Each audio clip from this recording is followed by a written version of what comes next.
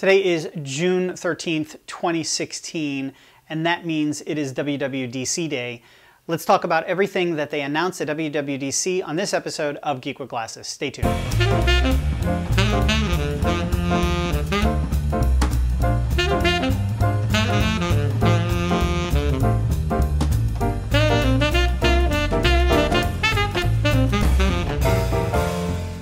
So the 2016 WWDC got kicked off earlier this morning in San Francisco when Tim Cook took the stage to talk about all the new developments that are going to be made available for Apple developers to implement with their platforms. So they talked about all four of their major platforms, starting with watchOS, then moving to tvOS, then to iOS, and the newly renamed macOS. Those are the four platforms that they discussed today. I'm going to be looking down. I took all of my notes on my iPad. Let's get started. First, watchOS 3 was the first thing that they discussed, and they took a bit of time to talk about some of the updates here. watchOS is coming at us with watchOS 3.0, and the most important improvement with watchOS 3.0 is going to be speed. So watchOS 3 will now store the most frequently used apps in memory on your watch, so load times are dramatically increased. They actually showed a demo and they claimed a 7x load time improvement over the existing launch the app, wait for it to load, wait for it to connect to the internet, and then download the content and then display. So 7x faster in getting that content available to you. Background updates will now occur as opposed to updating when you launch the apps. New features like Scribble allows you to write on the screen to reply to text messages. Docs actually allows your favorite apps to be in a dock, and you can just swipe left and right to view the different apps that you have up and running, and those tiles are live. So as opposed to having to open up the little app launcher and find the app that you want, you can swipe and see those apps in like a thumbnail and then access them right away. Command Center is a new functionality as well. Just like you have on iOS, you can swipe up from the bottom and have access to airplane mode and toggling Wi-Fi and so on and so forth. New watch faces are going to be made available. They're going to add a Minnie Mouse and activity rings and what they're calling a numerals, elegant looking, just very simple numbers and hands on the face. More complications will now be allowed on the faces as well, so you'll have more opportunity to put the complications from the apps and the third-party apps that you want on the watch faces that you would like to see them on.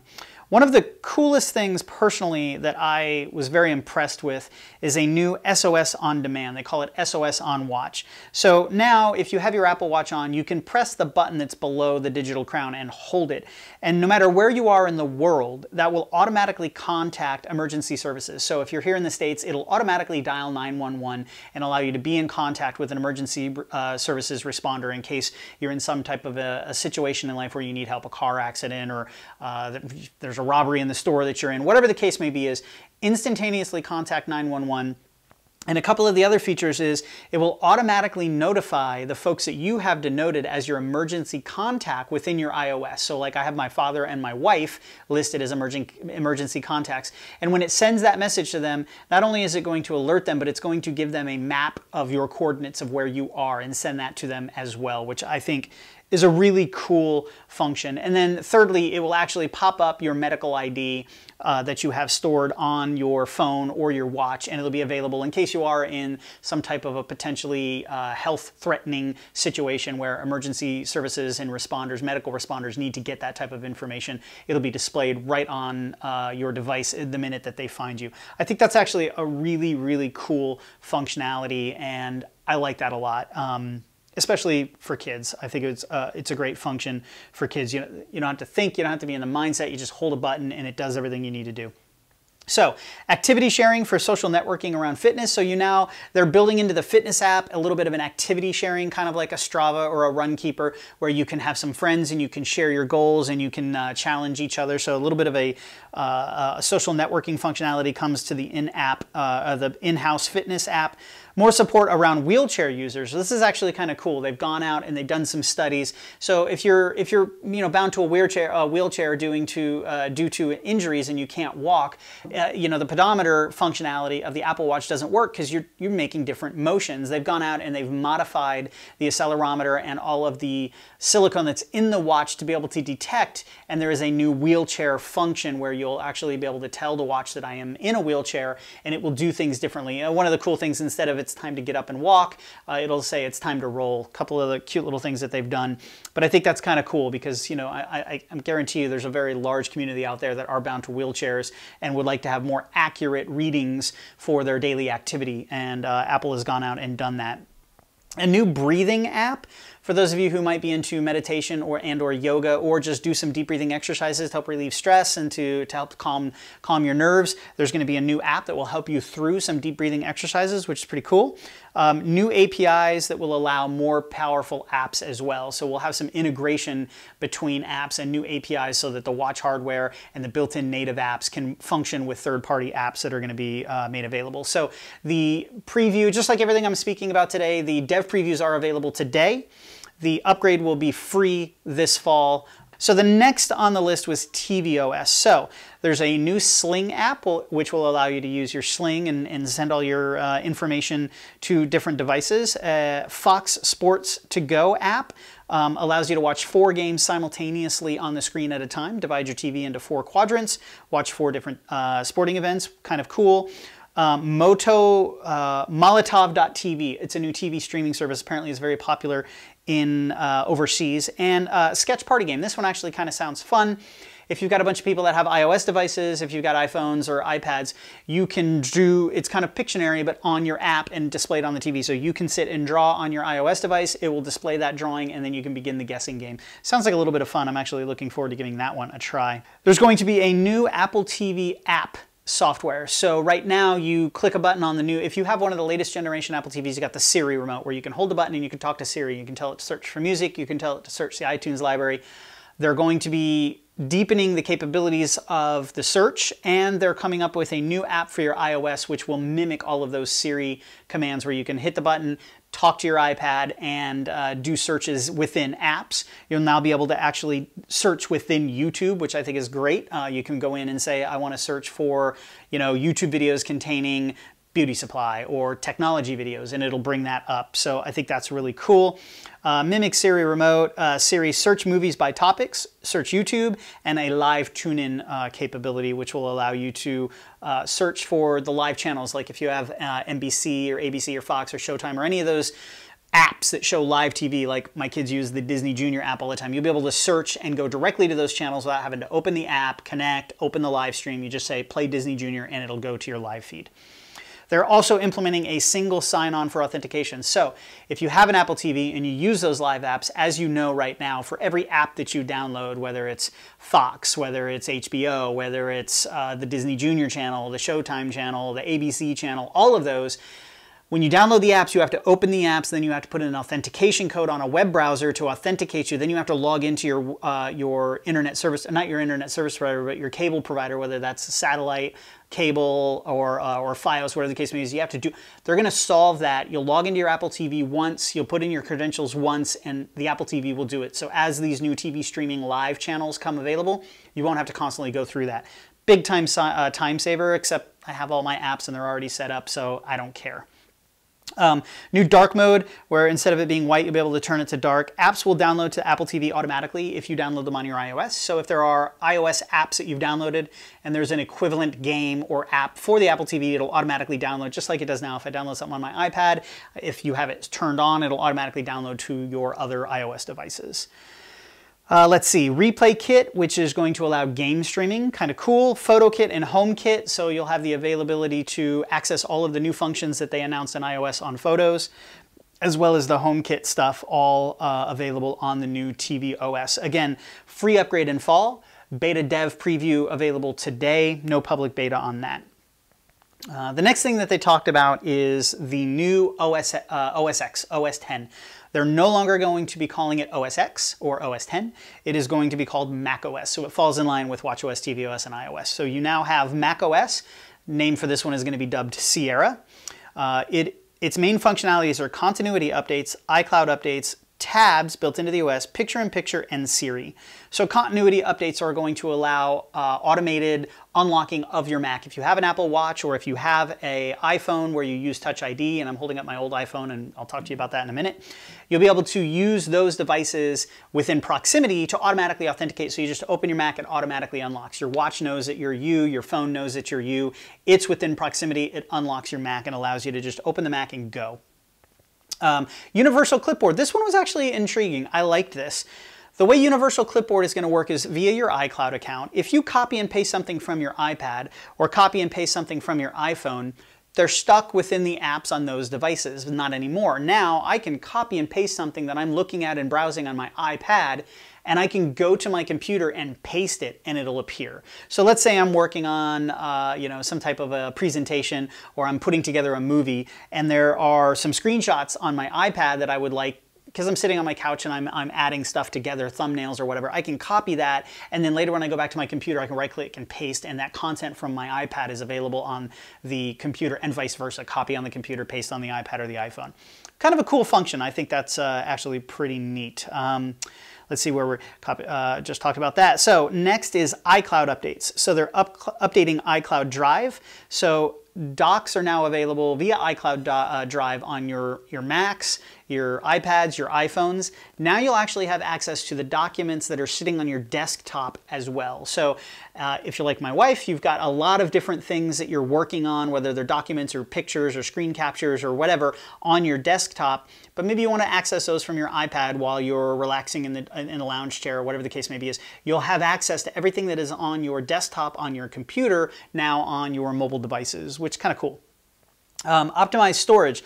Older files in the cloud, newer files will remain local. That was my note. So things like internet cache or thumbnail files or anything that isn't actually used will automatically be deleted on a time set that you allot for.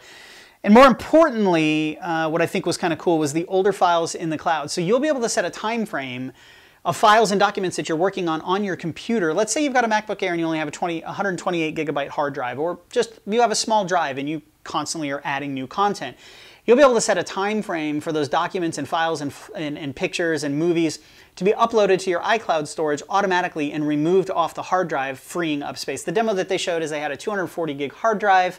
They were down to 20 gigs available. They turned on all the switches for the archiving, and it freed up and gave them 120 gigs of available space. So it gave them back 100 gigs of space due to old files and files that they don't need on their computer anymore, like cached files and so on and so forth. Apple Play. Apple Play will now be available on the web. I'm assuming this is probably only going to be if you're using a Safari web browser. However, you will now have the ability to go online to the merchants. There'll be a Pay with Apple Pay directly from your web browser on your Mac, whether it's a Mac, an iMac, or a MacBook, or a MacBook Pro, or an Mac Air, whatever the case may be is. Pay with Apple Pay, authenticate with your phone or your watch. So you'll hit the pay button, and then your phone or watch will ask you for your thumbprint, and you'll be able to authenticate and do that Apple Pay directly from within your web browser. Again, I have a feeling it's only going to work in Safari, but we'll see. Tabs are now going to be universal within the operating system to include third-party apps. So if I'm working with Photoshop, I can have multiple Photoshop tabs open and working on multiple photos at a time, or I could be working on multiple spreadsheets at a time, which I think you could do right now anyway. Let's say Microsoft Office, I can open up multiple tabs within Microsoft Office and have multiple spreadsheets open as opposed to different windows. So tabs will extend to third-party apps, not just the OS with like new Finder windows and new web browsers as we normally see it. And picture-in-picture, we're now going to have the ability to, if we're watching a video, so let's say you're watching an episode of Geek with Glasses, but you're also doing some work, you can hit a picture-in-picture button, move Geek with Glasses in the lower right-hand corner, upper right-hand corner, you can resize that and allow that to play, and it also works if you're doing a full-screen app, so you can have picture-in-picture functionality. And I think the biggest thing that we were all expecting, and they were super excited for, is we are now going to have Siri on macOS, so you'll be able to use Siri on your computer. You can pin searches, you can launch music, you can search the web, you can pull results from those searches that you do out of the dock and into applications and documentations. You can send messages, you can do, so everything that you come to expect by using Siri, you'll be able to do on your desktop. And they use an example of finding specific documents where it gave them maybe 100 or so documents, and then it refined that search and it gave them 4 documents. Those searches were over in their sidebar, and they were able to actually grab those searches and drag them directly into a document that they were currently working on, which is pretty cool. I can see that helping productivity for sure. Public beta will be made available in July. You can go sign up for that. If you're a developer, it's available as of today, and then it will be a free upgrade in the fall for anything from 2010 later hardware. So your Mac, whether it be a laptop or a desktop, needs to be a 2010 model or newer to be able to run Sierra. And next, the big one, iOS 10. I think it's interesting. iOS 10 major updates, go figure. The 10 things that they're focusing on: user experience, Siri, QuickType, photos, maps, music, news, HomeKit, phone, messages, and that's it. So let's talk about what each of those bring to the table with iOS 10. It looked pretty cool. I'm actually running the beta version. I already downloaded and installed it on my older iPhone 5S here. I've been playing around with it, if it'll turn on there. I will notice one thing. When I first got it installed and was first kind of tinkering around with it, it made my phone super, super hot. Battery is down to 67%. I was pretty heavy usage, so that doesn't look too normal. Obviously, I can't report on battery wear just yet, and again, older iPhone. However, user experience, rich notifications. So now on your lock screen, you'll actually have rich notifications that'll be displayed where you can click them and hold them if you have a newer touch-sensitive or 3D touch capable phone. And you'll be able to directly jump into an article that's being notified or respond to a text message or view a movie or view an app. Raise to wake. So a lot of times, you know, with the newer phones, when you hit that Touch ID button, it happens to me all the time, it takes you right past your notifications on your lock screen and you don't see them, and then you're in the phone, you have to swipe down and click on the notifications. You now have the ability to just raise the phone, and the phone will it'll remain locked, but it'll turn on and you can see all those notifications before you actually authenticate into the operating system. Kind of cool. 3D touch to notifications, we talked about that. We can now clear all notifications with a 3D touch. Thank you, finally, Apple. I've been looking for that for years. Camera swipe. So you can access the camera from the lock screen just by swiping over to the right. Very quick and very easy. That actually brought me into my photos, but you'll be able to swipe to the right and access your camera app as opposed to the little button having to swipe up. We also now have a widget swipe, so we can swipe to the right and we have access to all of our widgets, and I'm going to do a much deeper look at this later. I just wanted to have this to show you when we went through, and 3D touch app buttons. So now all the apps that are on your home screen, at least the native apps to start with, will have 3D touch capability, and they definitely did talk about this being opened up to third party. They're doing a lot with opening up things on iOS to open source to make it available to devs.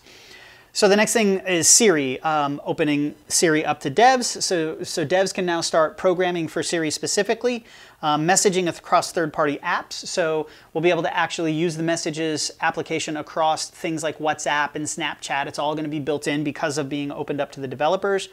Ride booking, photo search, workouts, payments, VoIP calls. These are all things that you're going to be able to do within Siri. You'll be able to use Siri to do these. So if I want to send a message via WhatsApp, I can say, send Leslie WhatsApp message, blah, blah, blah, blah, and it'll send it. I can say, I need to book a car in either Lyft or Uber or whatever car service you use. You'll be able to launch workouts, you'll be able to make payments, and you'll be able to initiate VoIP calls if you use things like Skype or any of the other apps that are out there for VoIP calling.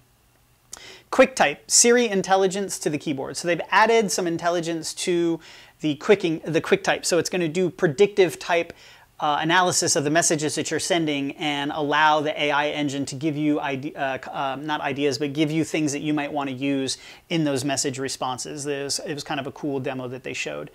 The next on the list was photos. Places on the Photos map, face recognition on the iPhone now, a People's album, object and scene recognition, and memories, a memories album. And I've already started to look at those, and it's kind of cool. It allows you to actually say, I want to look at, you can use Siri and say, show me photos with horses, show me photos with airplanes, show me photos with cars, and it'll do that. Or you could say, show me all the photos of Leslie, and it'll create a Leslie album and just show me photos that it has recognized Leslie. So we've had these functions in iPhoto, and you had them in Aperture, and all of these other applications. Now it's going to be available on your mobile device, which is pretty sweet.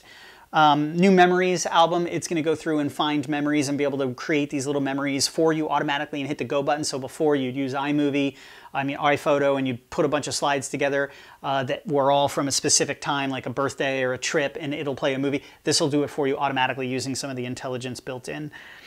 Next is the Music app, and I have to apologize. My allergies drive me nuts right now. That's why I keep rubbing my nose. Music app has got an all-new redesign. Actually, you know what? I skipped Maps. Let me go back to Maps. Maps app has an all-new redesign and is going to be proactive. So if you're driving and you're en route following the map, it'll tell you where the next gas station is, where the next fast food restaurant is, where the next sit-down restaurant, movie theater, so on and so forth on your track is. It'll be proactive in allowing you to have that information. There's also going to be traffic on route, so it will reroute you based on traffic, and it'll give you the option of taking that reroute and telling you what the time variance will be. Dynamic view while driving, so this was like, you know, if you're on a long straightaway, it's going to be zoomed out and it's going to show you a lot, or if you're making intricate changes in the inner city, it's going to show you, you know, left, right, so it'll automatically zoom in and out according to what part of the drive that you're currently on.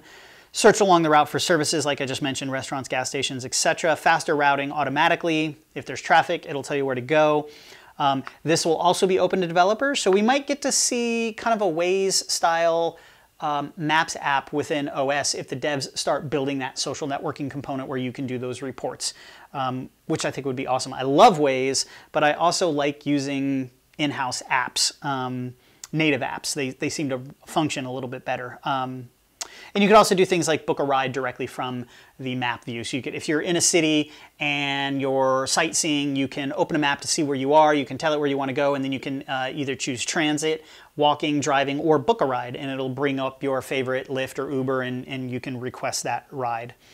Next is music, redesign, and lyrics inline. So it's got a cosmetic change. I'm not so sure I'm real happy with the cosmetics so far on it, at least on this smaller device with the smaller screen. We'll see when I get it on my iPad or my larger iPhone 6S.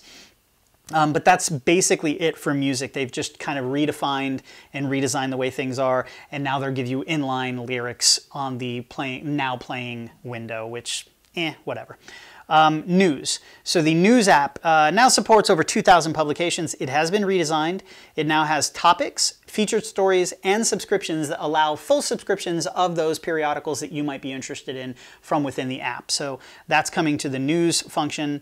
The HomeKit has been updated with a new app called Home App. We'll be able to control all of your HomeKit devices not depending on what vendor. So you could have something from 5 different vendors, one to control your lights, one to open your, do your doorbell, one that control your garage door, one that does your thermostat. All of those will all be accessible in a single app. You won't have to have separate apps for all of those, which I think is spot on. Control all your home automation vendors' products. Siri can now control and access your home with that app. Control Center access, so you'll be able to swipe up and have your home app availability so that you can set it up to turn on the lights, so on and so forth. The Apple TV now will act as a hub, which is kind of cool, so you can do some geofencing. So you can have your phone in your pocket, and as you get 2 houses away from your house, open the garage, turn on the lights, turn the heater on, start the dishwasher, whatever it is that you want to do, you can do that with geofencing using that always on, always connected Apple TV that's sitting in the hub of your home. And now Apple Watch support as well. They've actually made some updates to the phone, go figure. You now have voicemail transcripts. Awesome. I don't have to click the button and listen to the voicemail. I can just see what it is and then determine whether or not I want to listen to it or delete it. Spam alerts. So instead of getting the 00811114 number, it'll tell you that there's a potential spam alert on the other end. And VoIP calling will act like an incoming call. So like on my phone, on my main day-to-day 6S that I have, so I use Skype for personal stuff on my day-to-day phone, and I use Jabber for work. I have a Jabber phone for work calls. I have to open Skype, and I have to open Jabber, and then I have my regular phone. The new APIs will actually allow all of those apps to look and work and function just like the phone app. So you can add phone numbers in contacts that are Jabber numbers or Skype numbers, and when you click it, it's not going to open Jabber, it's not going to open Skype, it will on the back end, but the UI that you're going to see on yours is the regular old everyday phone that you would see with the picture and the calling and the send and the receive. It'll just let you know you're on a Jabber call or a Skype call or any of the other VoIP apps, which I think is cool. They're finally starting to integrate some of these third-party apps to make phone calls and to do messaging with the native capability, which I think is pretty sweet. So the next one, and it's probably the biggest thing that they did and they modified, is the messaging apps, right? They made the statement that the messaging app is the #1 most utilized app on iPhones, iPads, worldwide. iPhones, I think is what they said. So they spent a lot of time giving us some new updates. Rich links.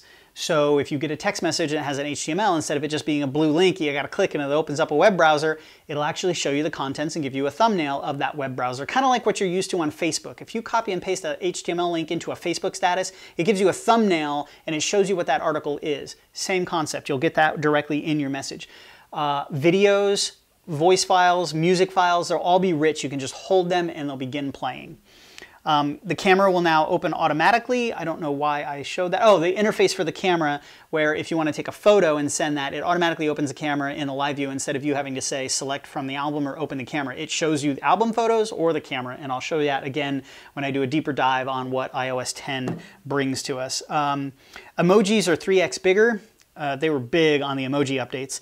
Emoji predictions, and tap to replace with emoji. So if you type in a bunch of words, let's say you type something out to the person you're sending the message, and there are emojis that are the equivalents of those words, you can have the phone look for that and then highlight it, and then you can just tap it and replace. The example they showed was a graduation, and the word graduation was replaced with a cap and gown. So kind of cool. I don't use emojis all that much other than happy face, sad face. Every now and then when I'm on business trips, I'll send lines of emojis to my wife. But now you'll have the ability for emojis to become even more prevalent, say that 3 times fast, in your conversation. Bubble effects. So everything's always just this little blue bubble. Well, now there's 4 or 5 bubble effects. There's one that slams down. There's one that gets really big and then gets small. One that's really small and it gets big. It's supposed to convey emotion. So we'll see how that actually is received. It looks kind of chintzy to me. We'll see. Not necessarily chintzy, but cheesy. Invisible ink, where you can send a photo or a text message and it's all kind of like, it's got like, almost look like pixie dust. And then you swipe across it to reveal it. So it's kind of like playing the lottery on your phone for the message that you just received.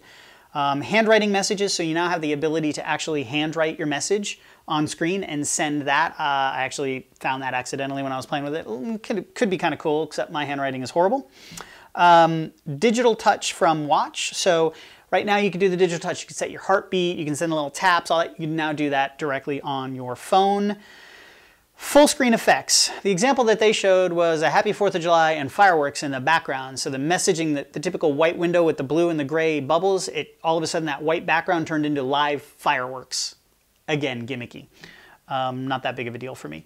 They're opening the messaging app open to devs, and the iMessage app is going to have third-party integration for things like stamps and photos and little animations and all kinds of quirky stuff. So think Snapchat by default in messages.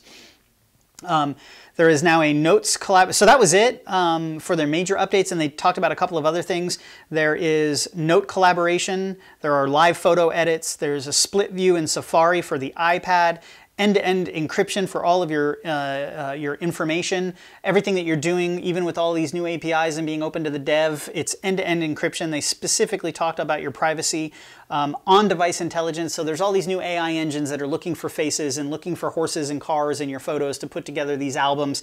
Apparently all of that intelligence is happening on the silicone on your device and is not being shared anywhere. No user profiling, and they're focusing on something called differential privacy, and I'm going to do a little bit more research and we'll talk about that later, but they made it seem like it was a big deal, but then again, that's what Apple always does.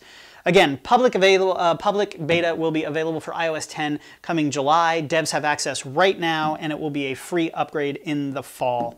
Now, one other thing that they talked about, it wasn't necessarily a one more thing, but I thought it was kind of cool. They were talking about Swift. Obviously, we all know that Swift is Apple's new proprietary programming language. They're trying to get programming happening a lot more, and one of the things that Tim Cook specifically said is that he personally believes that coding should be a language that is taught in every school in America, that it should be just part of curriculum, and I kind of agree with him. I definitely think that more people need to code. One of the things that they're doing is they've created this new app, and it's going to be called Swift Playground for the iPad. And what it is it's targeted for kids. I don't know the age group just yet. I was looking at it, looked kind of cool, but it's targeted at kids.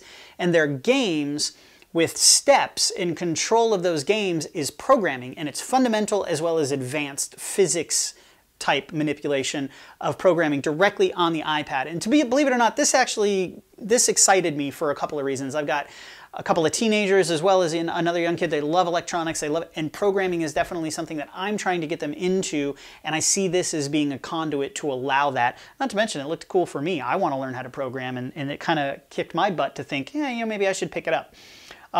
It's a new way to learn and to code using Swift, and that'll be a beta available in July. It's available now for devs, and then it will actually be a free app in the fall. So it's a completely built-in, lesson-based program, app, toy, game to help your kids learn how to code in Swift. So that does it. This was a little bit longer than I expected, but I'm always long-winded, and there was a lot of information that they gave out today. So as always, thanks for watching. Give me a like, give me a thumbs up. If you didn't like what I talked about, or if I rambled too much, dislike me. That's fine. That's your prerogative. You're allowed to do that. Leave some comments in the comment section below if you have any questions or comments, or if you want to see anything. I've got iOS 10 beta running, iPhone 5S. I'm not quite ready to put it on my daily driver just yet. I want to get through a couple of revs, maybe wait till the free public beta is available, then we'll put it on this phone and see some of the new 3D touch features. We'll see. I'm definitely going to be installing macOS Sierra on my desktop and taking a look at that as well. I've got an extra drive that I use for that. So stay tuned for those videos where we'll do a little bit more in-depth review of some of the stuff that they talked about. I'm even thinking about cracking out my Apple TV and doing the update on that as well, just to play around with it. So again, thanks for watching, and we'll see you in the next video.